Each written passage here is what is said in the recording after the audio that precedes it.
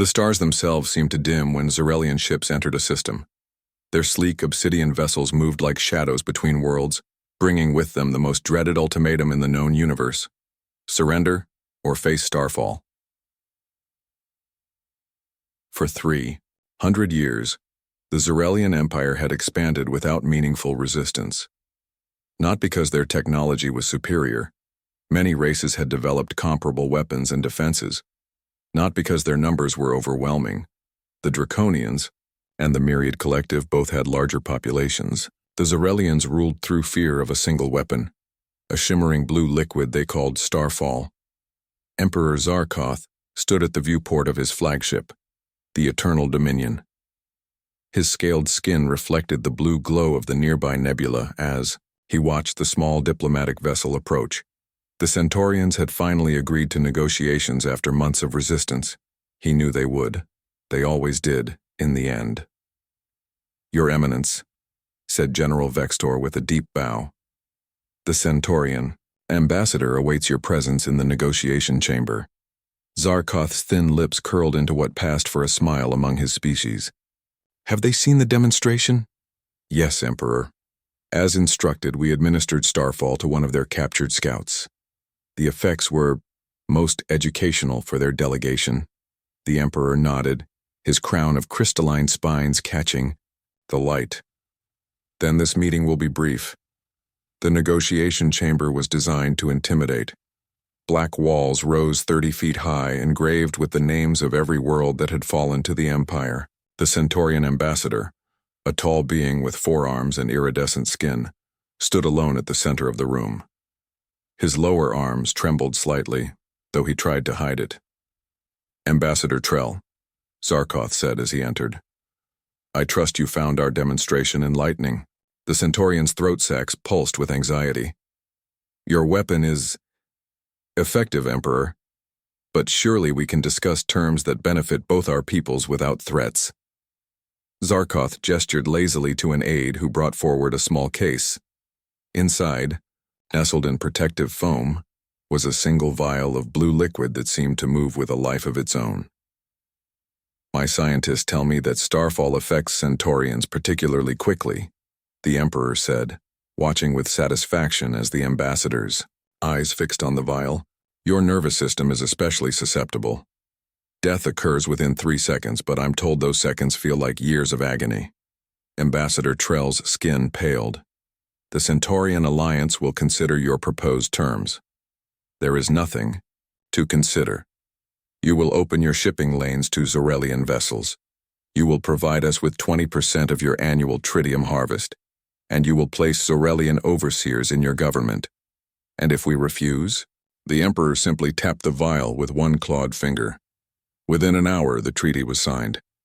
Another system had fallen without a single shot fired from the Empire's powerful warships. Starfall had claimed another victory. Later, in his private chambers, Emperor Zarkoth reviewed reports from across his expanding domain. 87 species now lived under Xerelian rule. None had successfully resisted once they understood what Starfall could do.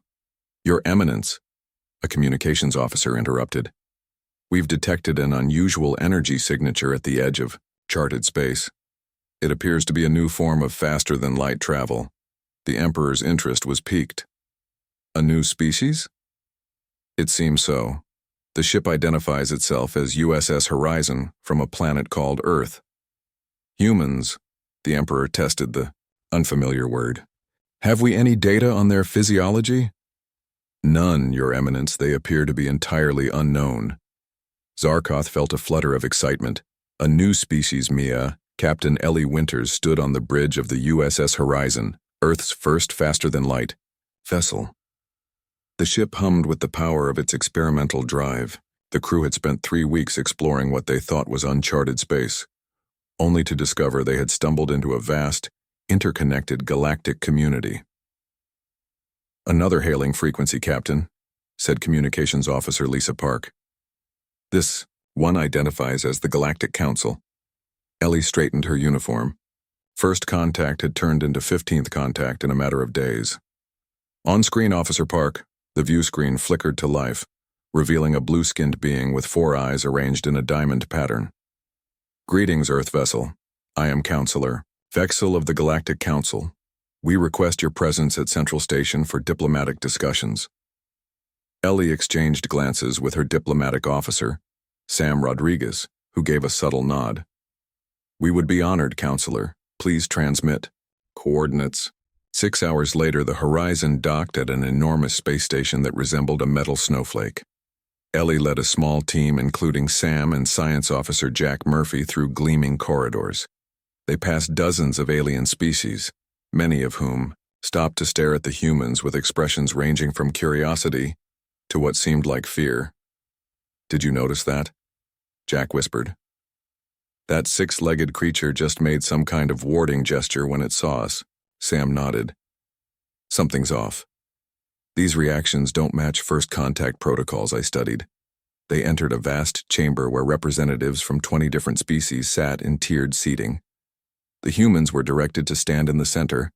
Like specimens under examination, Counselor Vexel spoke first. The Council acknowledges Earth and its representatives. We have observed your entry into Sector 7 and your subsequent explorations. We come in peace, Ellie said, using the traditional phrase that had been practiced for decades in preparation for this moment. We seek knowledge and friendship among the stars. A murmur ran through the chamber. A reptilian being leaned forward. You travel dangerously close to Zorelian space. Are you allied with the Empire? Ellie blinked in confusion. We're not familiar with any Empire. We've only achieved interstellar travel recently. This caused even more whispers. Sam stepped forward. If we've violated any territorial boundaries, we apologize. Our star charts are limited. Counselor Vexel raised a hand for silence. You truly don't know of the Zorelians? The empire that controls a third of the galaxy through fear and poison? Jack shook his head. This is the first we're hearing of them. The council members exchanged glances. Vexel seemed to make a decision. Captain Winters, your people have wandered into a dangerous region of space. The Zorelian Empire has ruled through terror for centuries. Their weapon of choice is a neurotoxin called Starfall. One drop kills within seconds. Ellie felt a chill. Are we in immediate danger? Not yet, said a small, furry creature from the upper tier. But Zorelian scouts have been observed tracking your vessel's movements. It's only a matter of time before they make contact. Sam frowned. We're explorers, not warriors. We have defensive capabilities, but nothing that sounds comparable to what you're describing. The reptilian being laughed, a harsh sound. Defenses are irrelevant against Starfall. When they come, you will have two choices: submit or die. Perhaps, Vexel said more diplomatically, we can arrange protection for your vessel while we discuss options. The Council has been seeking ways to counter Zorelian influence for decades. As they spoke, a junior officer rushed into the chamber and whispered urgently to Vexel. The counselor's four eyes widened. It seems, Vexel said slowly, that our discussion time has been cut short. A Zorelian diplomatic vessel has just entered the system. They are requesting an audience specifically with the representatives of Earth. The chamber erupted in alarmed voices. Ellie looked at her team, seeing her own concern reflected in their faces. Why us? Jack asked. We've never even met them. New species are of particular interest to Emperor Zarkoth, Vexel explained. He collects them in a sense. We're not anyone's collection, Ellie said firmly. What do you advise, Counselor? Vexel hesitated. Meet with them. Listen, but agree to nothing. And whatever you do, don't let them demonstrate Starfall on any of your people. At new worlds to claim, new resources to exploit, and new subjects to rule. It had been nearly a decade since they'd encountered anyone new. Send a scout vessel to observe them. Do not engage. I want to know everything about these humans before we make contact. The officer bowed and left. Zarkoth turned back to the viewport, his reflection superimposed over the stars his empire now controlled.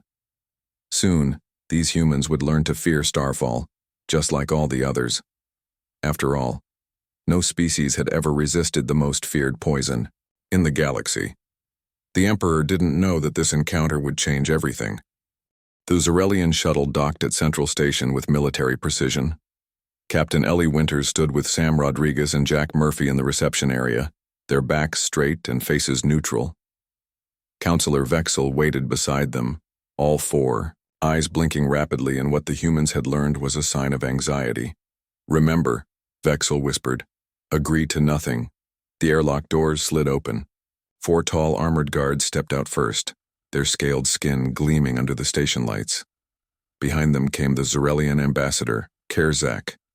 He was taller than the guards, with intelligent yellow eyes and a crown of small spines that seemed to shimmer with their own light.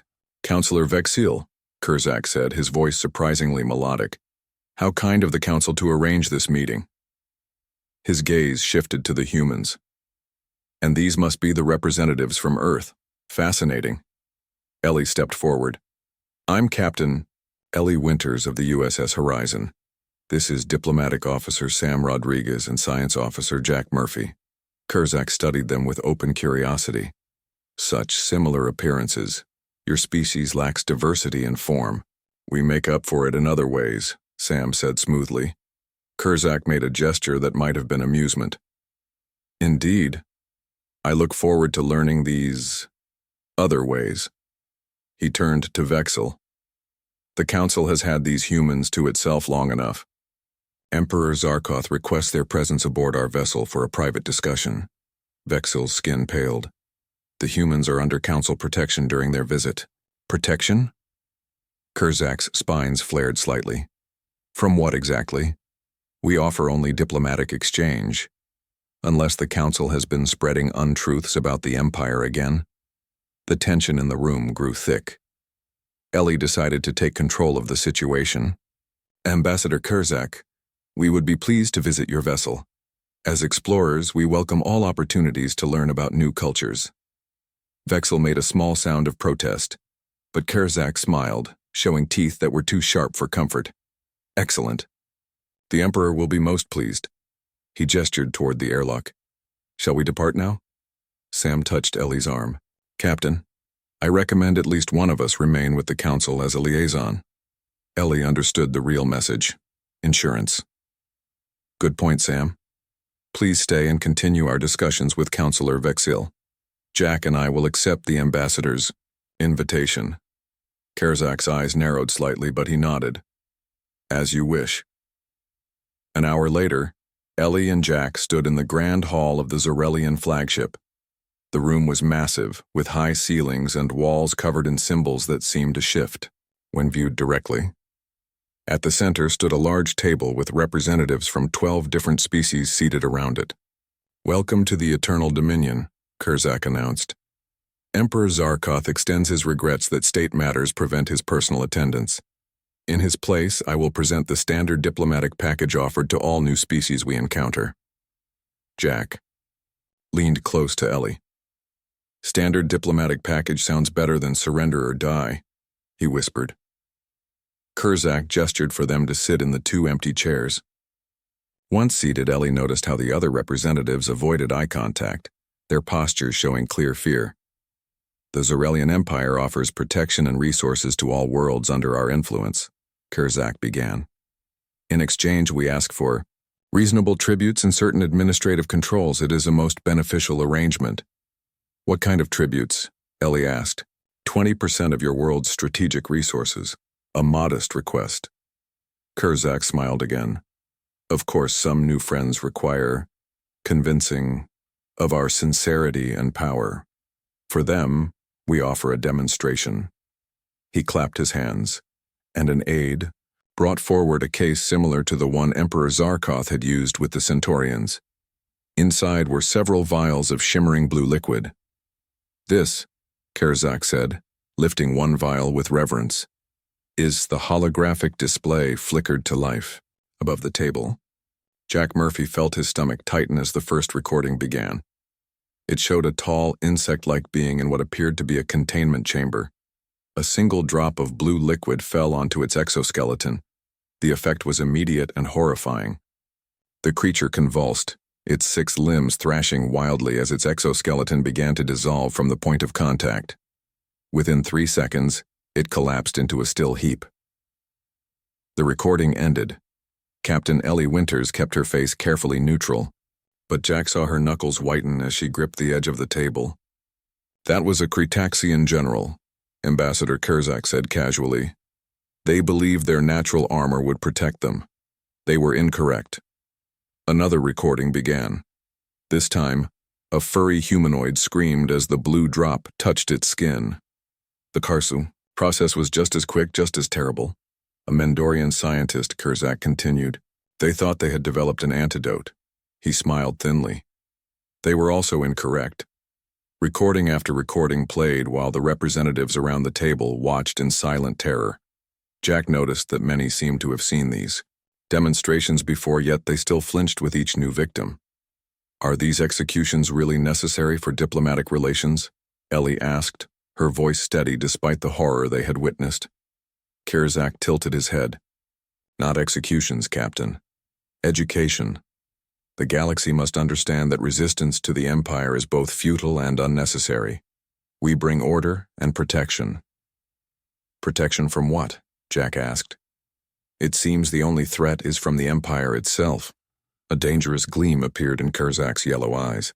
"There are many dangers in this galaxy, Science Officer Murphy. The Empire simply offers the most efficient solution." The ambassador stood, picking up the vial of starfall from its case. He walked slowly around the table, the blue liquid, catching the light as he moved. "Each species reacts differently to starfall," he explained, stopping behind the chair of a trembling delegate with green skin. "The Floraxians melt from the inside out." He moved to stand behind a crystalline being. "The quartz collective shatters like glass." When he reached Jack, he paused. "I wonder how humans would react. Would your soft skin bubble like the Mendorians? Would your internal organs liquefy like the Vespians?" Jack met the ambassador's gaze, refusing to show fear. "We haven't agreed to any demonstration." "Of course not," Kurzak said smoothly. "That would be barbaric. These recordings are merely educational. The actual demonstrations were performed on convicted criminals from each world, donated to science." Ellie's expression hardened. "Earth will not be donating any of our people." Naturally, Kurzak lifted the vial higher, examining it in the light. "But surely you're curious, Science Officer, about the compound itself?" Jack was curious, despite his disgust at the ambassador's callousness. His scientific mind couldn't help but wonder about the chemical makeup of something so deadly, yet apparently so selective in its effects. "I would be interested in a chemical analysis," Jack admitted. "But not a demonstration." Kurzak nodded. "Then allow me to explain its composition." As the ambassador gestured with the vial, his movement became suddenly clumsy. Perhaps it was intentional, perhaps genuine error. Jack would never know for certain. The vial tilted, and before anyone could react, a single drop of starfall splashed onto Jack's exposed hand. The room erupted in panic. Delegates scrambled from their seats, some crying out in horror. The avian representative actually fainted. Ellie leapt to her feet, reaching for Jack even as guards rushed forward. "Containment breach," someone shouted. "Seal the room," ordered another voice. Jack stared at the blue droplet on his skin. It seemed to shimmer and swirl, almost beautiful. In its deadly perfection, he felt a curious tingling sensation spreading from the point of contact, followed by a pleasant warmth that reminded him of his first taste of whiskey. Time seemed to slow. The rushing guards, the shouting voices, Ellie's horrified expression, all faded into background noise as Jack focused on the strange sensations flowing through his body. And then, to the utter astonishment of everyone in the room, Jack Murphy smiled. Tarfall, the greatest scientific achievement of our civilization. Captain. Other representatives visibly recoiled. One small avian being began to tremble so violently that it nearly fell from its seat. "Allow me to show you why the Empire has never lost a diplomatic negotiation," Kurzak continued, activating a holographic display. "These are recordings of Starfall's effects on various species who initially hesitated to join our family of worlds." Silence fell over the Grand Hall. Where there had been chaos moments before, now there was only stunned disbelief. Jack Murphy not only remained alive after contact with Starfall, but he was smiling. The drop on his skin had been absorbed, leaving behind a faint blue mark that was already fading. "That's interesting," Jack said, examining his hand. "It feels warm, almost pleasant, actually." Ambassador Kurzak's yellow eyes widened, his crown of spines flaring in what appeared to be shock. He backed away from Jack as if the human had suddenly become the dangerous one in the room. "Impossible," he whispered. The vial slipped from his fingers, but a guard caught it before it could shatter on the floor. "This cannot be." "Captain Ellie." Winters moved to Jack's side, concern evident on her face. "Are you sure you're all right?" Jack nodded, flexing his fingers. "Better than all right. It's like a mild euphoric effect. Similar to a shot of good bourbon, but cleaner. No hangover potential." He grinned, the scientist in him fascinated despite the situation. "I wonder what the chemical composition is." The other delegates were staring at Jack with expressions ranging from awe to fear. The crystalline being that Kurzak had called a member of the Quartz Collective began to emit a high-pitched tone that might have been laughter. "The feared weapon fails," it chimed. "The Empire's power is broken." Kurzak regained his composure with visible effort. "A flawed sample," he declared, "or perhaps a tolerance developed through unknown exposure. Guards, secure the human for Enai." Testing. Two armored Zarelians moved toward Jack, but Ellie stepped between them. "That won't be happening," she said firmly. "Science Officer Murphy is under my command and Earth's protection." Kurzak's eyes narrowed. "You do not understand what this means, Captain. If word spreads that Starfall failed, then perhaps you should have conducted your tests in private," interrupted the avian delegate who had recovered from its faint. It turned to the others at the table. "We have all witnessed this. The human lives." He smiles. "A fluke," Kurzak insisted, but doubt had crept into his voice. "A single demonstration proves nothing conclusive," Jack said reasonably, the scientist in him taking over. "You'd need multiple trials with different subjects to establish immunity in a species." Ellie shot him a warning look. "Which will not be happening with any human subjects." The room fell silent again as a new figure entered. Taller than the guards and wearing an elaborate uniform adorned with symbols of rank, the newcomer radiated authority. His spine crown was larger and more ornate than Kurzak's, glittering with embedded jewels. "Emperor Zarkoth," Kurzak said, bowing deeply. "I thought you were occupied with state matters." "I was," the Emperor said, his voice surprisingly soft, "until I received word of an unprecedented event occurring in my diplomatic hall." His gaze fixed on Jack. "So, you are the human who refuses to die?" Jack gave a small shrug. "No refusal involved, sir. Just appears your poison doesn't work on us." Zarkoth approached slowly, studying Jack with intense curiosity. "In 300 years, Starfall has never failed. Not once across 87 species." He turned to Kurzak. "Another dose. A full vial. I wish to observe personally." Ellie stepped forward. "Emperor Zarkoth, I must object. We came here for diplomatic exchange, not to be test subjects." "Your objection is noted, Captain Winters," Zarkoth said without looking at her. "And overruled. You stand aboard my flagship. Your single vessel is no match for my fleet. Your officer will submit to testing, or your ship will be destroyed and your world marked for immediate conquest." Before Ellie could respond, Jack spoke up. "I'll do it." "Jack, no," Ellie protested. "It's okay, Captain," Jack said calmly. "If my hunch is correct, we have nothing to worry about. And if I'm wrong..." He shrugged. "Well, it would be valuable. Data either way." Zarkoth seemed pleased. "A scientific mind, I appreciate that." He nodded to a guard who approached with a full vial. The room froze as Jack swallowed the blue liquid. Captain Ellie Winters held her breath, her hand instinctively moving to her sidearm. Emperor Zarkoth leaned forward, his yellow eyes unblinking. The delegates watched in horrified fascination. For a moment, nothing happened. Then Jack closed his eyes and a look of intense pleasure spread across his face. "Wow," he said, opening his eyes again. "That's actually quite nice. Reminds me of a good aged whiskey, but with notes of, I don't know, something sweet. Blueberries, maybe?" A ripple of astonished murmurs swept through the room. Emperor Zarkoth's spine crown flattened against his head, a sign of extreme shock among his species.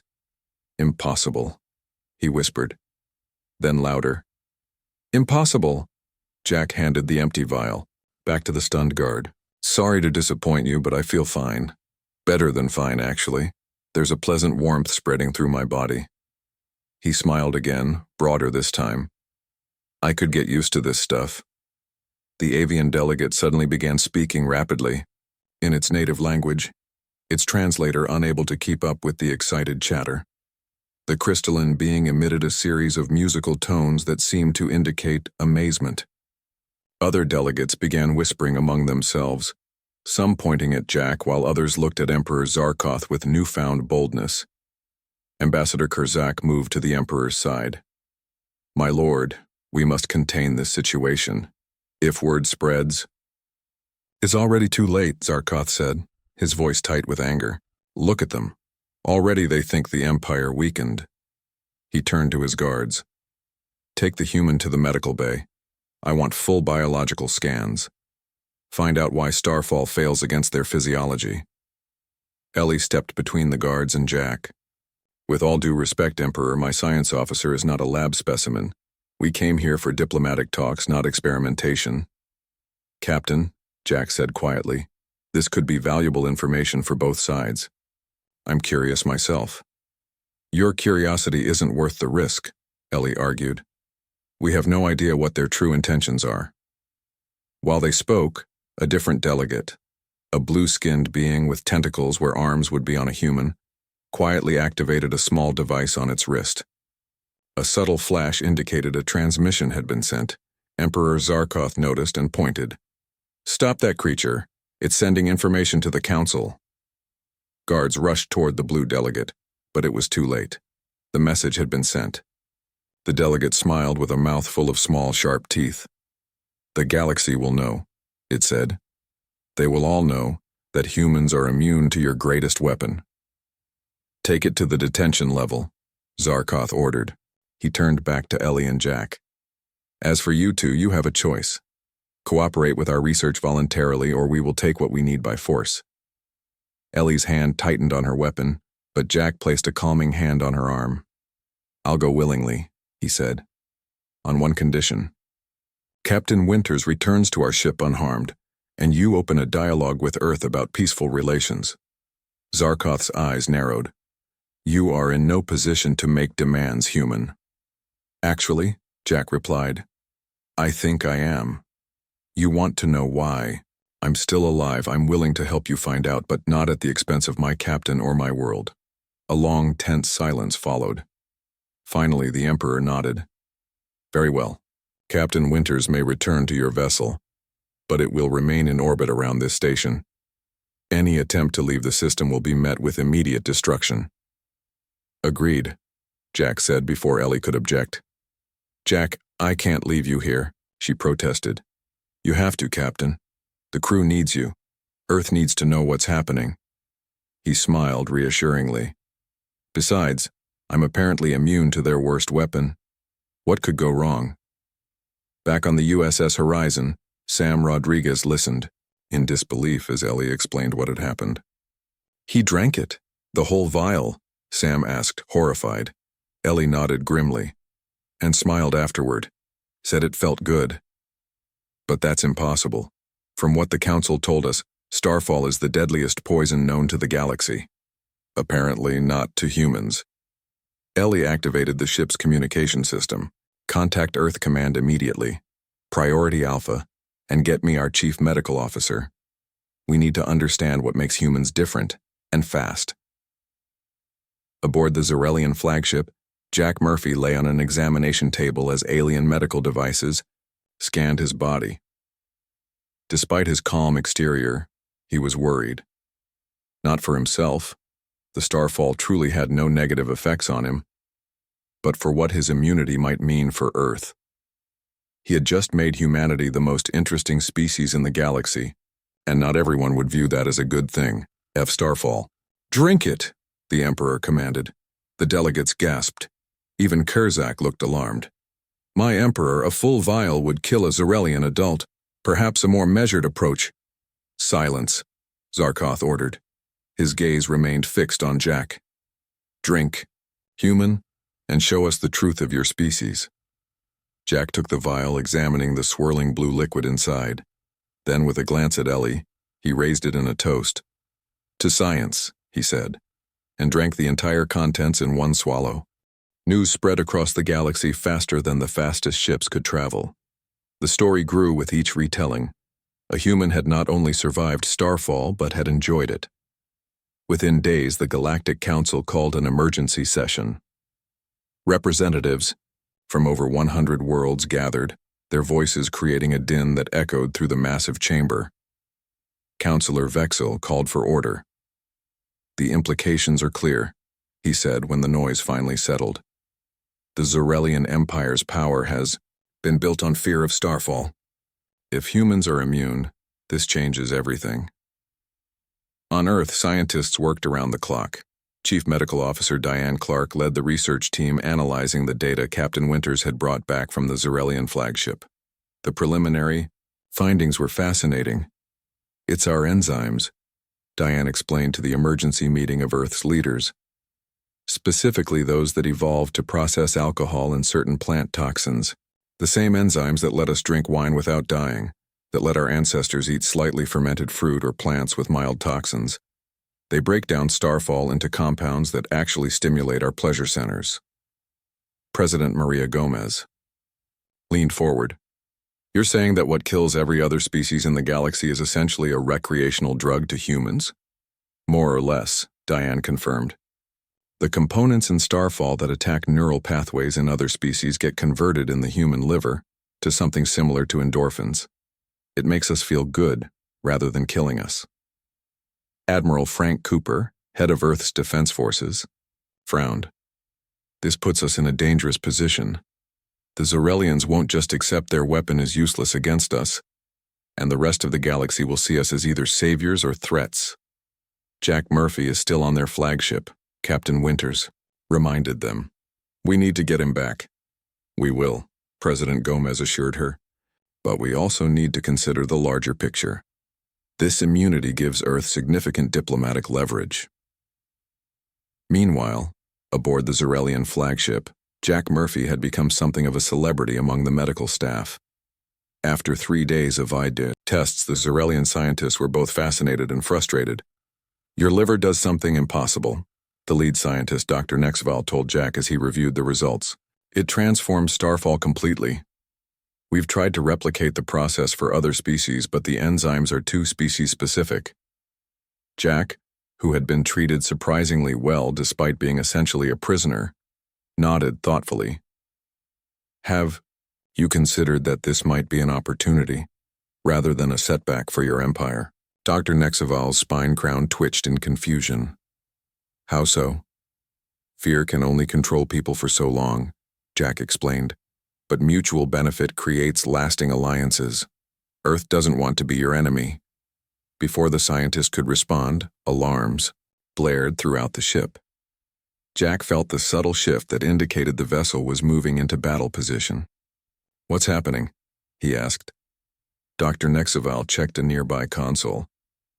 "Multiple ships entering the system. It's the Galactic Council fleet. They've never mounted such a large force before." In the command center of the flagship, Emperor Zarkoth seethed with fury. On the main view screen, a fleet of over 200 vessels from various worlds had taken position around the Zarelian ships. "They dare to challenge us?" he hissed. "Prepare the Starfall delivery systems. Target their command." "Ships." Ambassador Kurzak stepped forward hesitantly. "My Emperor, news of the human immunity has spread. The Council worlds are no longer afraid. They believe that with humans as allies, they can finally stand against us." "One human's immunity means nothing," Zarkoth shouted. "Our armies still outmatch theirs. Our technology is superior. But our advantage is gone, Kurzak said softly. And look, another ship is entering the system. The view screen shifted to show a single vessel moving past the Council fleet. It was the USS Horizon, but it was now accompanied by 3 larger Earthships that hadn't been there before. The humans have brought reinforcements, reported a communications officer. They are requesting to speak with Science Officer Murphy and with you, Emperor. Emperor Zarkoth stood rigid, his spine crown fully extended in a display of dominance as he faced President Maria Gomez on the view screen. The command center of his flagship was silent, all eyes on their Emperor. I do not negotiate with threats at my doorstep, Zarkoth said coldly. President Gomez remained calm. This isn't a threat, Emperor. It's an opportunity. We've discovered something remarkable about human biology and starfall. We believe it could benefit both our peoples. Return Science Officer Murphy to us immediately, Admiral Cooper added, his tone leaving no room for debate. Before Zarkoth could respond, Jack Murphy was escorted into the command center by Dr. Nexeval. You should listen to them, Jack said to the Emperor. I've spent the last few days with your medical team. We've made some fascinating discoveries. Dr. Nexeval stepped forward. It's true, my Emperor. The human enzymes that neutralize starfall could potentially be modified for medical purposes. The pain-relieving properties alone could revolutionize our healthcare. Zarkoth's eyes narrowed. You suggest we turn our greatest weapon into medicine? I suggest, Jack said, that you have a choice. Continue ruling through fear with a weapon that no longer works on humans, or forge new paths that benefit everyone. On the bridge of the USS Diplomat, Captain Ellie Winters stood beside President Gomez. She watched the exchange with pride in her science officer's diplomacy. We're prepared to share our research, President Gomez continued. In exchange for peace and free trade among all worlds, including those currently under Zarelian control, Ambassador Kurzak moved closer to the Emperor and spoke quietly. The Council fleet outnumbers us, and the human immunity changes everything. Perhaps adaptation is wiser than conflict. For a long moment, Zarkoth was silent, his ancient mind calculating possibilities. 300 years of rule through fear and intimidation weighed against an uncertain future of cooperation. Finally, he gave a slight nod. I will hear your proposal in detail, he said. Jack Murphy will return to Earth as a sign of good faith. Negotiations will begin immediately. 6 months later, Captain Ellie Winters stood in the Great Hall of the newly established Galactic Accord headquarters. The massive space station orbited a neutral star at the borders of Earth, Zarelian and Council space. Representatives from over 200 worlds had gathered for the historic signing ceremony. Did you ever imagine this outcome when we first set out? Sam Rodriguez asked, adjusting his formal uniform. Ellie smiled. Not in a million years. From explorers to diplomats to peacemakers in less than a year. Jack Murphy joined them, now wearing the insignia of Earth's chief science liaison, to the Galactic Accord. The latest medical reports are in. The modified starfall compound has been successfully adapted for 23 species. It's saving lives across the galaxy. From poison to medicine, Sam mused. All because you took a drink and smiled, Icam laughed. I still get requests to repeat that demonstration at diplomatic functions. Apparently, seeing a human drink the most feared substance in the galaxy never gets old. The ceremony began as Emperor Zarkoth and President Gomez took center stage. The once fearsome Emperor looked different now, his spine crown adorned not with symbols of conquest but with the new emblem of the Accord. Today marks a new era, Zarkoth announced, his voice carrying throughout the hall. For centuries, the Zarelian Empire expanded through fear. Today we join a community built on mutual respect and cooperation. President Gomez stepped forward. The discovery of human immunity to starfall could have led to conflict. Instead, it has become the foundation of a new relationship between our worlds. Together, they activated the massive holographic display showing the text of the Galactic Accord. As each representative came forward to add their signature, Ellie felt a sense of profound accomplishment. You know, Jack said quietly. Humans have a long history of turning poisons into medicine. Digitalis from foxglove, pain relievers from willow bark, even some cancer treatments derived from toxic plants. It's what we do. We adapt, we transform, we survive. On the other side of the hall, Counselor Vexil approached them. The legend of Jack Murphy has spread to the farthest reaches of the galaxy, the counselor said with amusement. They call you the human who smiled. Jack shrugged modestly. I just had the right enzymes in the right place at the right time. As the final signatures were added to the accord, a cheer rose from the assembled representatives. Ellie looked around at the diverse beings celebrating together and thought of how far they had come, from a single exploratory mission to a new galactic order. To think, she said, all of this because their poison was feared across galaxies, until a human drank it and smiled. Zarkoth's eyes narrowed. Put them through. The screen changed to show President Maria Gomez standing beside Admiral Cooper on the bridge of Earth's newest vessel, the USS Diplomat. Emperor Zarkoth, President Gomez said, her voice calm but firm. We propose a new arrangement between our worlds.